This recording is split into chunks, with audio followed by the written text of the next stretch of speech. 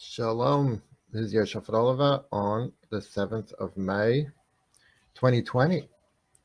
And we've been told that we must all practice responsible social distancing for the sake of preventing or slowing the spread of the dreaded disease. And this will surely be effective. And despite the hardship involved, it's a necessary, unavoidable measure to take. And this has been promoted with all kinds of advertisements, aggressive shaming of anyone who would dare to violate these new social norms.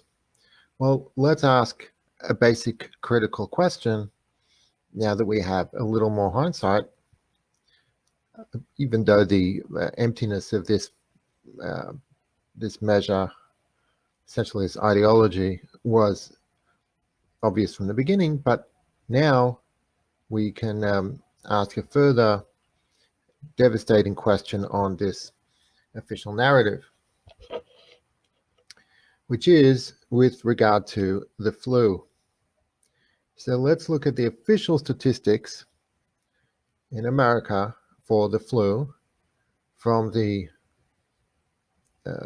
very responsible and reliable Centers for Disease Control. Their estimates of last year's flu season was that for the 2018 to 2019 flu season, 647,000 people were hospitalized and 61,200 died. And the previous year, 2017 to 2018, 48.8 million people got sick, 959,000 people were hospitalized, and 79,400 people died. And really the key number to me is the number of deaths, because what really matters practically in terms of taking dramatic action is saving lives. So the real issue is deaths. So if a lot of people got a mild illness, but no one died or very few died, or if a lot of people, even if a lot of people got a severe illness, or a very large number of people, large percentage of the population got a severe illness, still if relatively few people died, the argument for dramatic measures is really much weaker. So people got a nasty cold, a nasty flu, and they recovered. They were out of commission for a few days, for a week or so, and then they recovered. That's not sufficient reason to impose draconian measures on the people. It's really only the claim that there's a high death rate from any particular disease that must be investigated and examined carefully to see if it's true. So again, we have the last year's flu season was only 61,200, and the year before deaths. The year before there were 79,400 deaths. So 2 years ago was really bad, much worse than last year. Okay, and we would also have to say that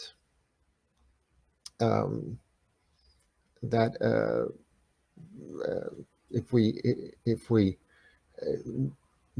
they would last year have applied the regime of social distancing, then it would have been a lot lower. So we would think that this year, that when there were lockdowns and social distancing imposed, that would mean that the flu, which we're told spreads through contact, through people being around one another, that the incidence of the flu would be a lot lower than in previous years. that would be logical. If it would be around the same number, it would be pretty hard to explain, because you can't just say, oh, this year's flu would have affected, 100,000 people, but because we did social distancing, therefore was a lot lower. Right? This is what we're hearing constantly with regard to COVID-19. We're being told that the reason that COVID-19 didn't affect so many more people and there wasn't this, vast, devastating death toll is because we listened to the warnings of the mathematical models that projected mass death, and we did the right thing, and we obeyed, and we did social distancing, and we stayed home. And therefore, the predictions didn't come true. But had we not imposed these measures, then who knows how many people would have died. There would have been so much death. And so therefore, COVID-19 is still a danger. It's just that we overcame it through obeying the all-knowing health officials.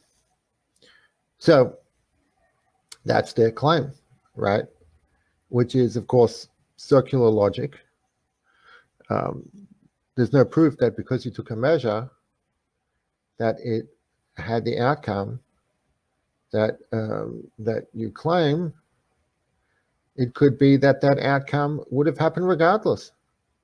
You don't know that. Well, here is a strong argument against that circular reasoning argument. I mean, the very fact that it's circular reasoning is means that it's fallacious. But in any case, let's check this out. So the CDC says 661,000 people died in last year's flu season, and 79,000 people died in the flu season of 2 years ago. So what would you expect this year when we were subjected to these measures? You would expect that these measures would have had a dramatic effect, at least a significant effect, in lowering this death count, because that's the whole point of the measures, really lowering the death count. Or at least it's a large part of the measures. At least that's what we're being told. We're being told that the reason the predictions didn't come true is because of the measures, right? So the big question that should be on everyone's mind with regard to this claim is, does it fit with the statistics of the flu in terms of previous years compared to this year? What is the official statistic on the CDC website for deaths from the flu in this 2019 to 2020 flu season? What is it? Let's see. I have it right here. So it's an approximation. They say that it's they can't pin it down, but in any case, they say it's between 18 million and 26 million flu medical visits. All right, that's not so significant. 410,000 to 740,000 flu hospitalizations, right? And between the maximum of flu deaths is 24,000 to 62,000 flu deaths. All right, well, it's just too general. But what we see here is that the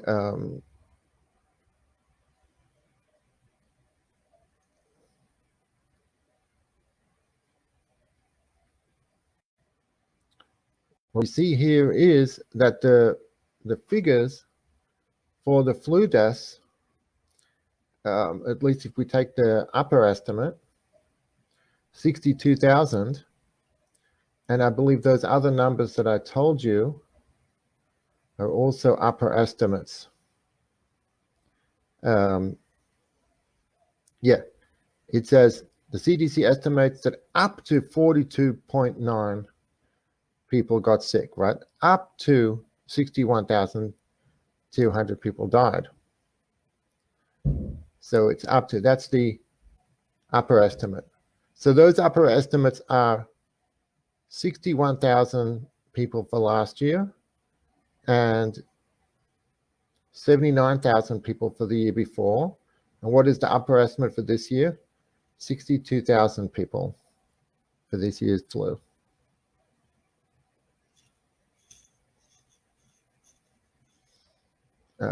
That's virtually the same as last year's flu, and a lot less than the flu 2 years ago. So if social distancing and lockdowns and all this hand washing, if it was really necessary and effective in preventing the mass deaths due to COVID-19, well, then we would have also seen a massive decline in the incidence of death from the flu, which supposedly works the same way as the spread of COVID-19. We don't see that. We just don't see that. So what this shows clearly is that this excuse to slip out of the argument that the predictions did not come true. How do you explain that the predictions did not come true? And they say, that's because we obeyed. We did the responsible thing. No, that does not follow.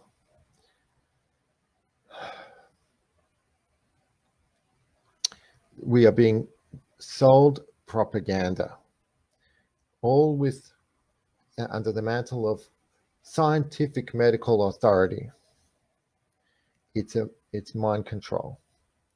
We are being played.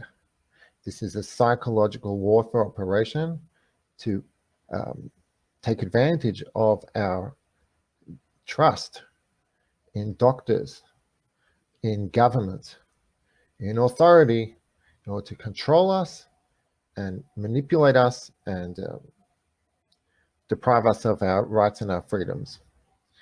So speak out and stay safe from mind control, from those who want to shame you for dissenting from the mainstream narrative.